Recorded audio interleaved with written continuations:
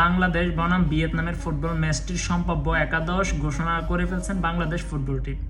যে এখানে দেখেন, আমি আপনাদেরকে কিছু পিকচার দিয়ে দিতেছি, আপনারা দেখেন এখানে মোটামুটি বাংলাদেশের যে টপ লেভেলের যে খেলোয়াড়গুলা তারা অবশ্যই খেলবেন। বিশেষ করে আমাদের হামজা চৌধুরী, ফাহমিদুল, বিশেষ করে ফাহমিদুল অনেক ভালো খেলে, তবে গত ম্যাচে খেলতে পারে নাই হয়তো কিছু কারণে।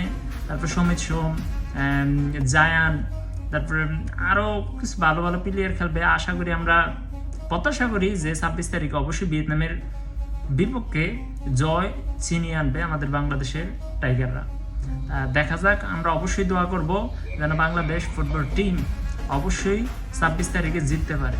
আমরা সবাই দোয়া করবো। অবশ্যই একটু টাফ হবে, কারণ তাদের র্যাঙ্কিং অবস্থা আমাদের বাংলাদেশের র্যাঙ্কিং থেকে অনেক আগে আছে। কারণ বাংলাদেশ 180 নাম্বার ফিফা র্যাঙ্কিংয়ে, আর ভিয়েতনাম আছে মাত্র 108 নাম্বারে। এবার দেখেন কত ডিফারেন্স।